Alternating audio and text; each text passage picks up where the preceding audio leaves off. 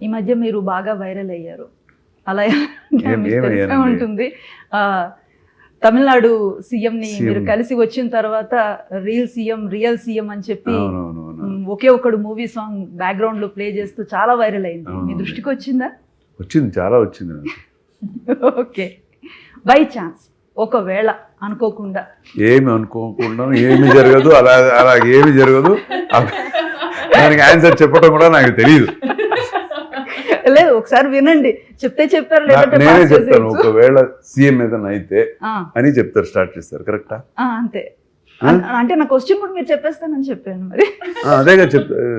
By chance మీరు ఒకవేళ ఒక రోజు కోసమో లేదా సీఎం అయ్యారనుకోండి, ప్రస్తుతం ఉన్న సమాజంలో వ్యవస్థలో వద్దండి, బ్లాస్ట్ హిట్ చేసేస్తాను first. It's a very big question అండి, బికాజ్ ఈవెన్ మాకు చాలా థాట్స్ పోతుంటాయి.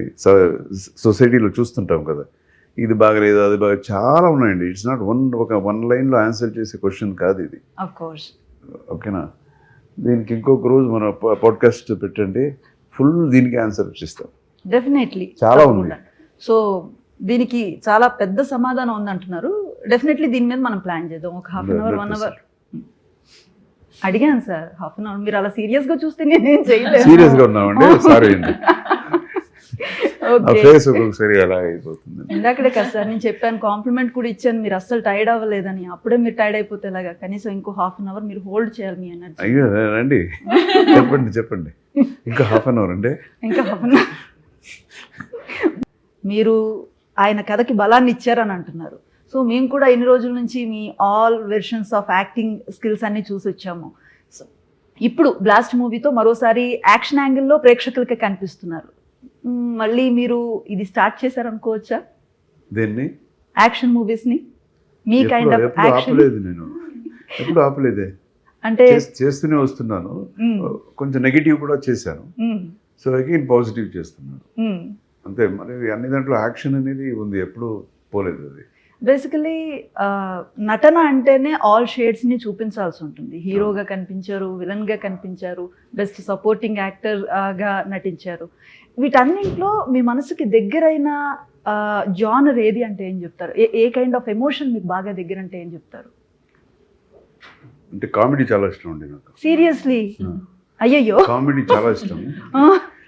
ఐ మీన్ కామెడీ చేయడానికి, చూడడానికి చాలా ఇష్టం.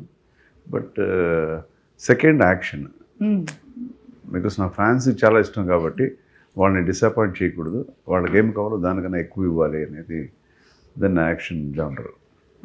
ఐ థింక్ రెండు ఈక్వల్ అనుకుంటాను నాకు. ఫ్రాంక్, మిమ్మల్ని పొగడాలని కాదు, కానీ డే 1 మీ మొదటి సినిమా దగ్గర నుంచి మీరు చేసిన యాక్షన్ పెర్ఫార్మెన్సెస్ ఏవైతే సీక్వెన్స్ ఉన్నాయో వాటితో కంపేర్ చేస్తే ఈవేళకి మీ ఎనర్జీ ఏమాత్రం తగ్గినట్లు అనిపించలేదు. ఎలా మెయింటైన్ చేస్తున్నారు ఆ ఫిట్నెస్ ని, ఆ ఎనర్జీని? ఎలాగంటే తెలియదండి, ఎక్కడ దేవుడు ఎక్కడి నుంచి ఓకే అని.